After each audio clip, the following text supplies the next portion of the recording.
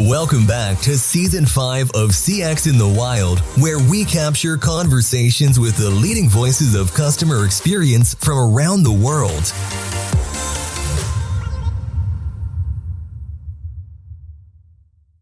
Let's start out with who you are and what you do. Okay, so Lee Kemp, Vice President of Customer Experience at Veritiv. We're a global B2B distributor for packaging, facility solutions, print, publish, things of that nature. Well, I used to be Vice President of Customer Experience at R.R. Donnelly. So okay, we have a little bit of overlap there. Yeah, a little bit, yeah. So, but I'm very curious, B2B, customer experience, like we have enough trouble in this industry getting CX leaders in consumer-facing brands. Yeah. How did you come into this role? Yeah, I think like a lot of people in CX, I was asked to. You're presented with, hey, we'd really like you to do this. From senior leadership? Correct, yeah. So it came from the top. Yeah, so that's beautiful. It was fantastic because we had that remarkable support from the top throughout. We were in the midst of the pandemic at the time, and we had the business that I was with. We had gone through a massive merger. We were going through an ERP conversion. We were dealing with the pandemic, and we had to get back to focusing on the customer. And so it was fantastic. Our CEO took myself and who would be my boss and said, "We need y'all to stand up a CX strategy." And it was fantastic in that we got to do it without having to run the business. We were able to start out just by doing tons of research and just learning everything we could. I mean, when I stepped into this, I'm like, what is CX? And so here we are now, we're responsible for the global strategy for our company. At that point, I was in chemical distribution, so very much B2B, very much the same. And we went fast, and I think that we benefited from credibility with the business. We'd both been there for a while. I came from the operations supply chain side. My partner in crime, my boss, she came from the commercial customer solutions side. And together, we really, I feel like we just had a lot of significant positive impact very quickly. Fast forward now 3 years later, and now I'm with a different company, but again, still in the B2B space. Still bringing a lot of the same best practices, lessons learned, the same things that I think are going to help us be successful for our customers. I feel like I'm talking to the luckiest guy in the CX industry. Just having someone come down from the top and let you explore and define and understand in the context of your business without having to be in the line of fire. What an amazing experience. So you've taken that to this new business that you have. And what does customer experience mean in the context of your business today? Because it means a lot of things to a lot of people. It's very different. I mean, I'm hearing questions like that even today, talking to folks here at CCW. And I even had that specific question following the presentation that I did, is, well, how do you define CX versus customer service, right? And so there's I think a lot of confusion in that. And so I'd say that we're even re-envisioning that at Veritiv, where I am now. We're rethinking that in terms of what is the customer experience, right? Transitioning from a customer service focused call center type approach to very much a hands-on account management, account relationship type responsibility for my customer experience professionals. So now I'm in an organization where I don't just have the strategy, I have to run the business. So I've got to manage a rather large customer solutions group. And so that's a change. But it's a fantastic opportunity to get back to running the business. Understanding how leadership has such an influence on customer experience, good or bad. And so, yeah, it's we're rethinking how we want to do that. What do we want to provide? What's that level of service? And how do we do it the most effective way possible to also enable the rapid growth that we want to see? Are you privately held? We are moving that direction. So publicly traded, and we are going through that process now to be purchased by private equity. Oh, okay. The only reason I ask is it feels like oftentimes the bigger the organization, the harder it is to draw a straight line from the needs of the business to the needs of the customer. And so this was curious. So here's my perspective, because I've been talking a lot about artificial intelligence and its impact on the customer experience industry. And what I've tried to explain, and you just made me articulate it in my mind a different way, which is these jobs of customer care agents empowered by AI will create a new threshold, a new strata of agents that can have these more intimate relationships, be more, more adept at the wider relationship that account leaders have had in the past, because they'll have as much access. I'll give you an example what I mean, because I'm talking in a bunch of jargon and ethereal terms.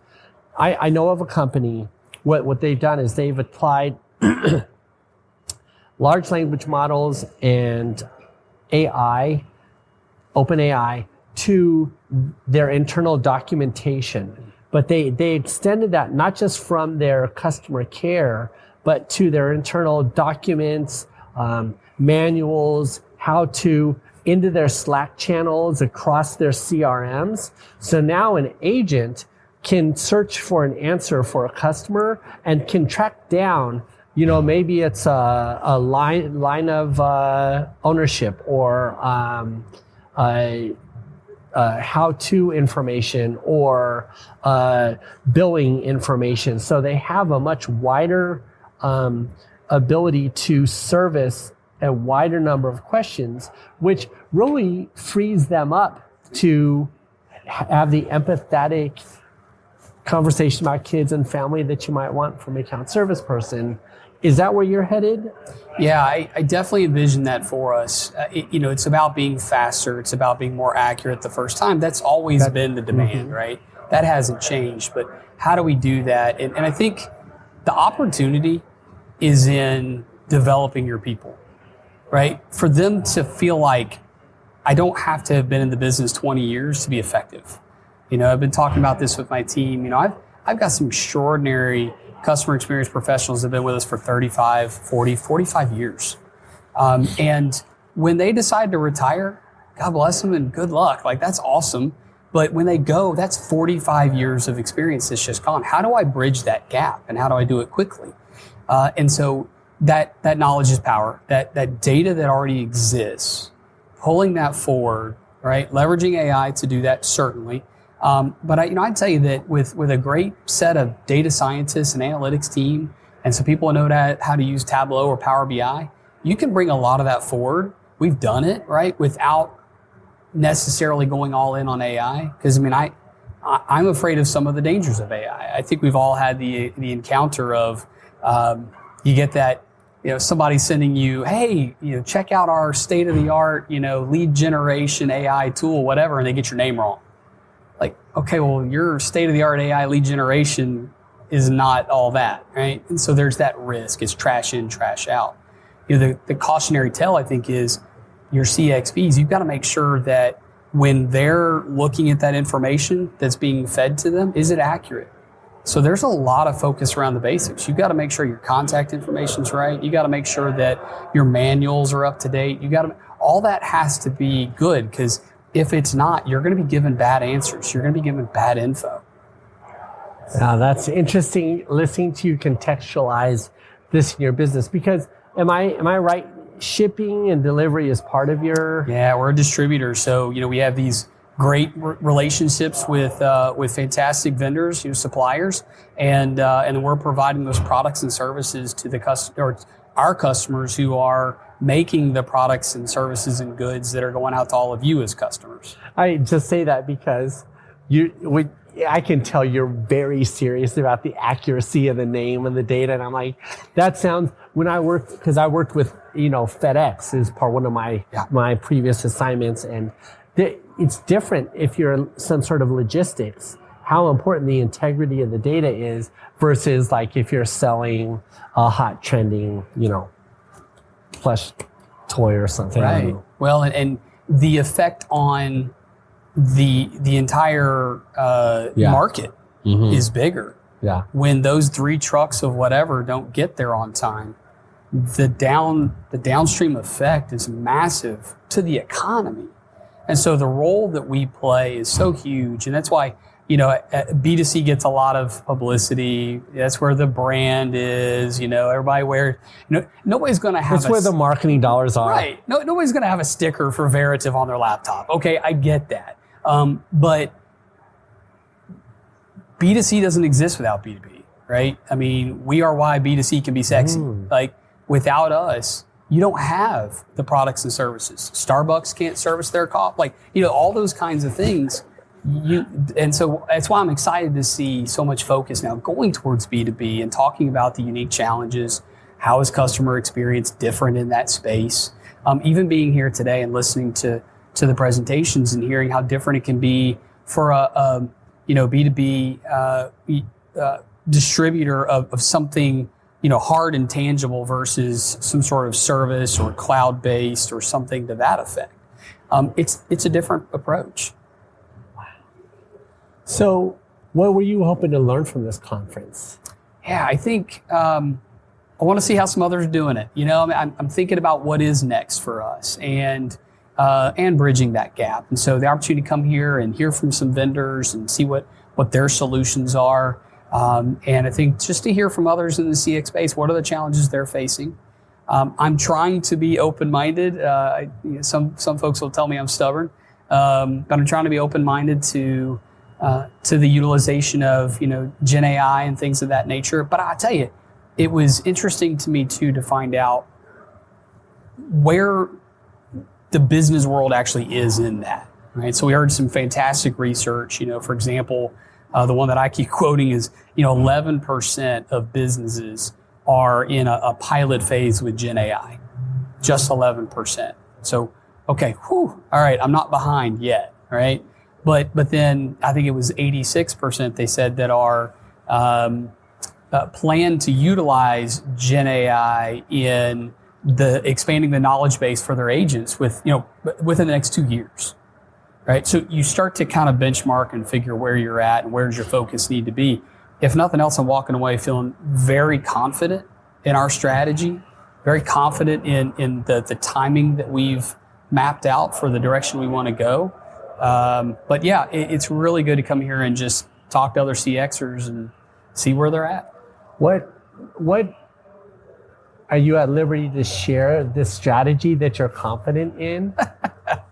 Let me think through this and choose my words carefully. And I talked about this actually in my presentation earlier. We can't get lost in all the fancy new acronyms and the next big thing, right? The basics still matter. You've got to get the core responsibilities of your business right. It's in B2B, it's about product availability. It's about on-time delivery. It's about responsiveness. It's probably about digital capabilities. And that's across, most B2B businesses, regardless of the industry that they're in. And so you've got to get those right. Your data's got to be right. Your metrics have to matter.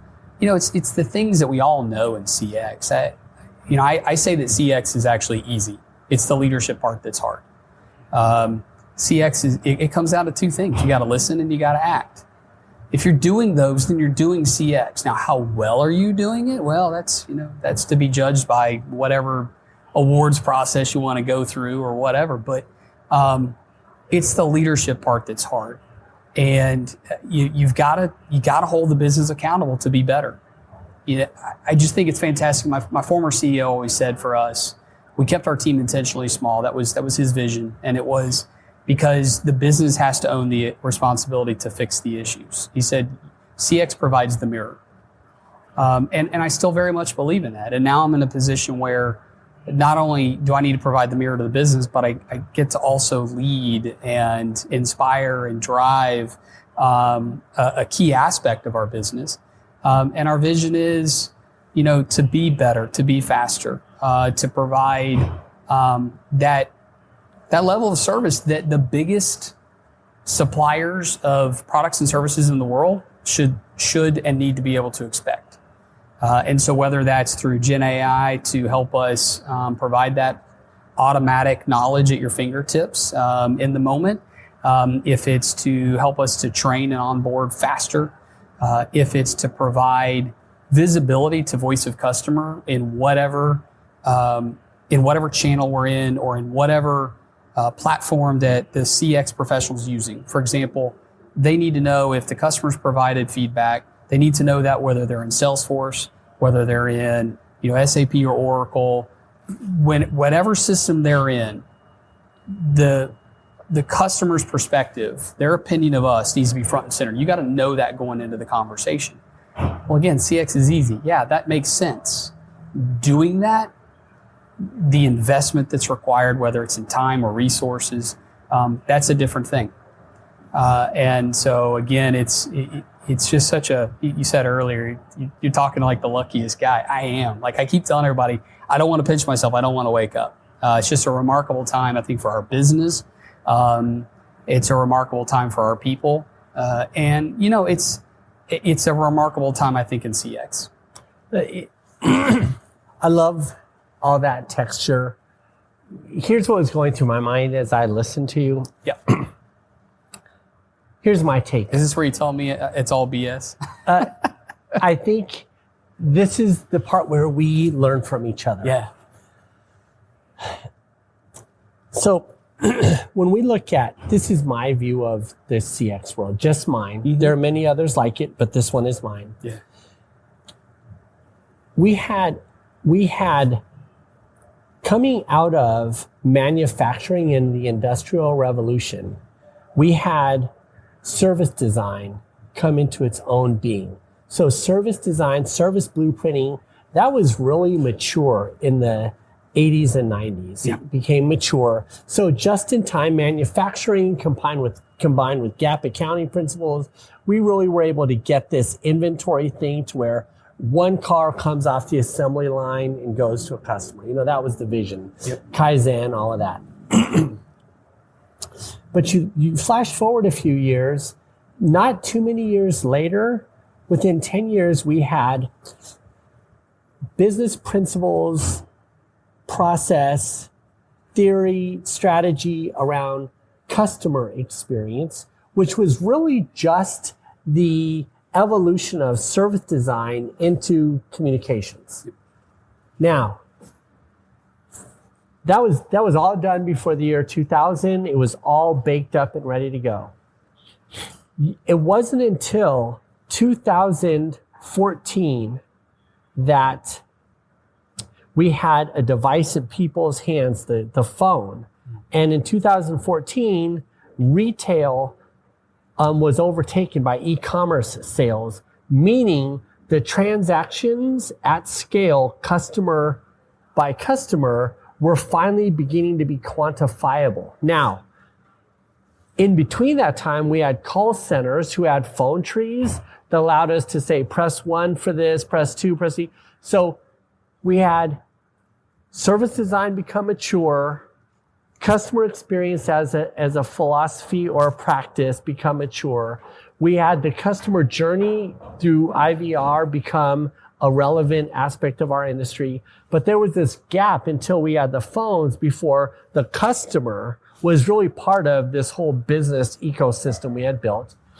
And I would go on to say culturally, Jean Bliss put out a Chief Customer Officer book. Have you read it? I have. Seminal book, right? Yes, she is the mother of customer experience, in my opinion. Her first version of the book, 2013, great book, but not everybody read it. By 2015, when it came out, that book really, in my opinion, laid the mental foundation and the operational, cultural, corporate framework to create people like you, okay? That's the context in which I think about this. So when I hear your story, you seem super dialed in on the service design piece of it. And at what point does the service design, service blueprinting, operational efficiency, efficacy, scalability, because you seem like you've got that nailed. How does that translate into your comms piece of your vision? Yeah, well, I think first it comes with the decision that customer experience is not just going to be the customer service team, right? That it has to be end to end, all of it. And you really have to start, I mean, I know it seems super obvious again, but you start with the customer, right? You have to step outside of the business and Who's you have the to think. customer you're describing in your model? Yeah, well, it's those in the industry that are making products and So they're goods. B2B customers. Correct. Yeah. Okay, yeah. So I mean that's where that's where my experience is, right? I mean and again, this is where CX can be very different depending on the industry that you're in, the space that you're in, the market that you're in. But I think that you have to step out and you have to start with the customer. And I think it's been interesting to ask the question of, okay, I know we like that, but is that right for the customer, right? There has to be that voice in the business that's asking that. And so it is very much, it's looking at everything. And that's what I love about the opportunity that I'm in now. It's been the challenge is we need to look from start to finish, end to end, all of it, order to cash, whatever way you want to refer to it. But it's all of it. I think that. And you have a wide diversity of customers. Oh, yes. So it's not like you have a persona that you can target. And I want to just throw out here, I've worked in the CPG industry. So there we have our customers are our retailers. Yeah. And the retailers for many years never wanted us to get near their customers. So there was like a iron curtain there that we couldn't get through. And over time, we started to understand that it was more and more important for us to understand those end customers. And we had to build new relationships with our retailers to illustrate the understanding or the importance of hearing that final buyer in the journey. Are you grappling with that in your, or I just say that because I think some B2B at scale go there at the enterprise level. Maybe you're focusing on a more spectral analysis of different kinds of B2B customers and focusing on them. How, like, yeah, I mean, we are nerding out right now. Oh my gosh, by the way. Yeah, it's funny. I geek out on CX, good. So it's we're good here. It's good company. As long as we don't start like having like conventions where we're dressing up and stuff. So I draw the line. All right. No cosplay, but I think I always take it back to the basics. Every customer, regardless of how much they buy from you, regardless of what they buy from you, right? They deserve a couple of things. They deserve to know when can they get that product. They deserve for it to be delivered on time to the commitment that you made, the original commitment, right? And they deserve to be for you to be responsive to their needs and their questions or concerns. And so I think you've got to just continue to ask yourself, is that where I'm focused? And I've seen time and time again where getting that right really makes such a bigger impact on your customer satisfaction than anything else you're going to do. Now, the digital space is huge, and depending on what industry you're in and how your customers want to be serviced, maybe that's your play as well. But I'd argue that sometimes the discussion is, should I invest the millions in inventory or should I invest it in this digital whatever? I say maybe it needs to go in the inventory. But that's based on listening to your customer and what their needs are. But that's the B2B world, right? That's where your focus has to go. The other piece I think is the complexity of the business. Coming from the chemical side, that's complicated. It's hard, right? And you're talking about things that can affect pharmaceuticals, food, whatever, right? And so it's right, you're trying to the final level. It is, and you're trying to deliver this remarkable customer experience, and you want them to be self-serve, and you want them to answer all the questions for themselves as much as possible. But the reality is, there's still that need that they've got to get on the phone and talk through. What does that have to be? What does that have to look like? Okay, you don't have that product. What is the safe alternative that meets all my specifications, meets all the regulatory requirements, that you can still ship this way, that I can still get by this time? There's those complications. Look, you have those complications everywhere, but you have to make sure that your CX approach is focused on what your customers actually need. Even in packaging facility solutions, our customers, they like to be able to pick up a phone and talk to you. They like to be able to email just about everything to you, right? And we have to meet them there. We're going to automate as much as we can. You asked earlier, like what's the secret sauce going forward? A lot of that is making it easier for us to service the customer, right? Through automation and things of that nature. But it comes down to making sure that you can meet the customer where they are, not where you want them to be. I think you've said a lot. We've talked a lot of complex jargon. Thank you for taking it so deep with me. The thing that I'm going to take away from this conversation that you said is it's real simple. We have to do two things. We have to listen and we have to act. It just comes down to that. People, we make it so much more difficult than that to explain. But the reality is I can just envision you going in to one of your corporate meetings and just trying to listen to what the customer is saying and trying to figure out how can we act on that now or in the short term. And all the rest of the stuff is going to have to take care of itself, Yeah. That's really I think a great lesson for all of us. I really appreciate you taking your time to be on the podcast today. Yeah. That's some great advice. Is there any other great advice you want to pass on to the audience before we wrap up? Again, I'm a big CX nerd now. I joked I'm a CX convert, and so we'll save it for another time because I could probably talk about this for hours. So, but yeah, no, I just really appreciate the opportunity. It's great to again be around fellow CXers and to talk about what's working, what's not. And I appreciate what you do. I appreciate your passion. Bringing really global stories of CX. I think the way that you do. So that's fantastic. And what a privilege to be here and talk with you and share our journey. Thank you so much. Thank you. Thanks for tuning in to CX in the Wild. If you'd like to be on the show, connect with us through the link in the description or DM Dennis on LinkedIn.